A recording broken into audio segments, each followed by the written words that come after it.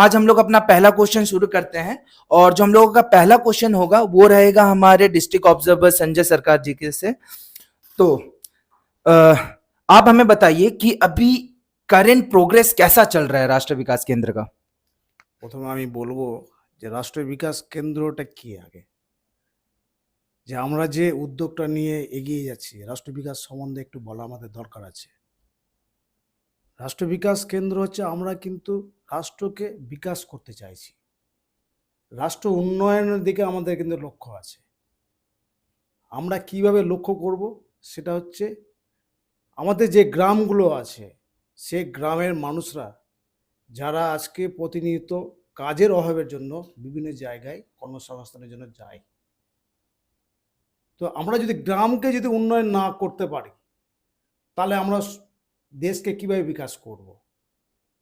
সেই জন্য বর্তমান যুগে ডিজিটাল শিক্ষার উপর কিন্তু দেশ ডেভেলপ করতে পারবে। এটা আমাদের প্রথমে অনুভব হলো যে যদি আমরা ডিজিটাল শিক্ষা প্রত্যেকটা গ্রামের মানুষকে যদি আমরা দিতে পারি তাহলে কি হবে, দেশ উন্নয়ন হবে। সেই জন্য আমাদের যে এনজিও রাষ্ট্র বিকাশ কেন্দ্র সেই উদ্যোগটা নিয়ে এগিয়ে যাচ্ছে প্রত্যেকটা গ্রামের যাতে ডিজিটাল শিক্ষা দেওয়া যায়। এবং আমাদের আগামী দিনের চিন্তা ভাবনা হচ্ছে যে এই ডিজিটাল শিক্ষাটাকে প্রত্যেকটা গ্রামের মানুষকে যেন শিক্ষিত করতে পারি এবং প্রশিক্ষণ দিতে পারি, সেই বিষয় নিয়ে কিন্তু আমরা এগিয়ে যাচ্ছি। আমরা গত 3 থেকে 4 মাস ধরে কাজ শুরু করেছি আমাদের এনজিও রাষ্ট্র বিকাশ কেন্দ্র। তাতে আমি যা দেখলাম, আমাদের গ্রামে যারা আমাদের এনজিও হয়ে কাজ করছেন তারা কিন্তু প্রত্যেকটা মানুষের কাছে গিয়েছে। মানুষ কিন্তু প্রত্যেকটা ব্যাপারে কিন্তু সাড়া দিচ্ছে, তারা চাইছে যে ডিজিটাল শিক্ষাটা যেন তারা নিতে চায়, তারা যেন ডিজিটাল শিক্ষার মাধ্যমে কিছু করতে চায় এবং তার মাধ্যমে যেন বিজনেস করতে পারে, বিজনেস করতে চাইছে তারা। এবং বিজনেসটা তো এমনি হয় না। আজকে আমরা যেটা দেখলাম যে বিজনেসের জন্য ডিজিটাল শিক্ষা অবশ্যই দরকার আছে।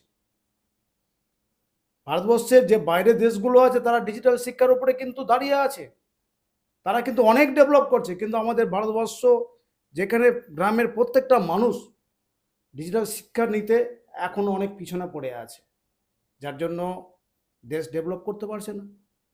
তাই আমরা আমাদের রাষ্ট্র বিকাশ কেন্দ্রের মাধ্যম দিয়ে মানুষের কাছে ছড়িয়ে দিতে চাইছি যে আপনারা ডিজিটাল শিক্ষা নিন এবং ডিজিটাল শিক্ষার মাধ্যমে নিজেকে স্বনির্ভরশীল করুন, নিজের পায়ে দাঁড়ান।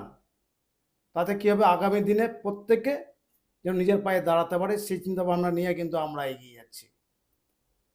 আপনি যেটা বললেন যে কাজের ব্যাপার,